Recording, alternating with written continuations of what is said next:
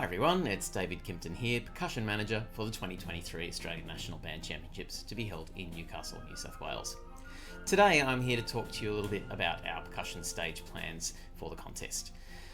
Bands in New South Wales who compete in our state contests will be used to our stage plans and the idea that the percussion instruments generally don't get moved around.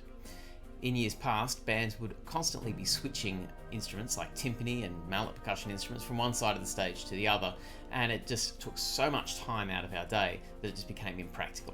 So that's why we've implemented a set stage plan for all bands. The general idea of the stage plan is quite simple.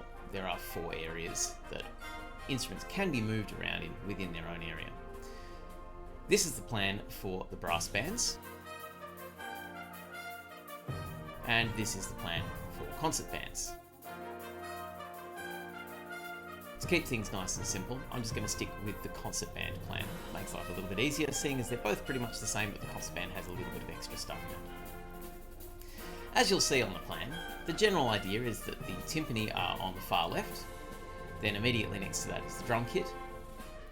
Over on the far right, we have the mallet percussion section, so the tubular bells, glockenspiel, xylophone, vibraphone, marimba, and also crotales for the bands that require those. And then around the middle of the band is what I call, well, the middle of the band. Your concert bass drum, concert snare drum, concert toms, clash cymbals, tam-tam, all of those extra bits and pieces. Within each of these 4 areas, being timpani, drum kit, mallet percussion, and middle of the band, you can move instruments around as you need to. I would certainly expect that most bands will need to swap instruments around, particularly in the mallets area. Sometimes you might only need a xylophone and vibraphone and not need a glockenspiel, and you want to get that glockenspiel out of the way. Or maybe your marimba is a particularly prominent part, so you want to bring that one further around and closer to the centre of the band. Feel free to do that as much as you need. The timpani, of course, well, most players will play them in the standard way with the lower drum on the left, but some people might like to play German style with the lower drum on the right. Feel free to swap those around, that's not a problem. But really what we're trying to avoid is instruments being moved constantly around the stage from one side to the other. So please don't plan on having the timpani over on the right hand side of the band. Please don't plan on having all of your mallet instruments over on the left hand side of the band. The idea being, try and use this particular stage plan to set up and prepare your rehearsals. Of course, within the middle of the band, as I said, that section between the concert bass drum and over towards the tubular bells, you can move around whatever you need to. I know that every single piece of music that you play requires a different layout for percussion, especially in that kind of area, so please do what you need to do.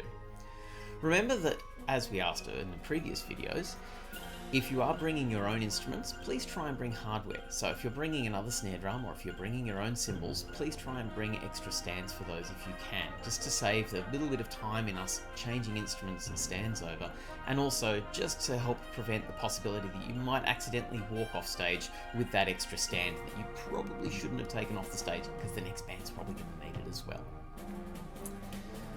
That's probably about all I need to say about the stage plan setup. It's a general thing. If you do have any questions about it and you need to plan for something slightly different, please get in contact with us. We're happy to try and help you out as much as we can. We do know that every piece of music is different and that every piece of music will require something completely different in percussion land.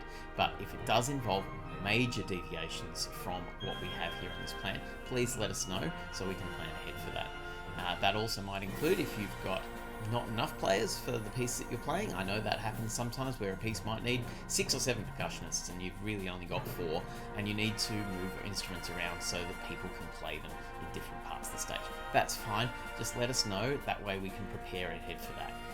If you have any special requirements for percussion, please let us know ahead of time and we will plan ahead for that. Stay tuned for the next episode of Percussion Talk. We'll have more interesting episodes with discussions on unusual and interesting instruments, particularly some of our concert band pieces, and how you can substitute for those in rehearsals, which ones will be available at the contest, and things like that. Thanks, and we'll see you later.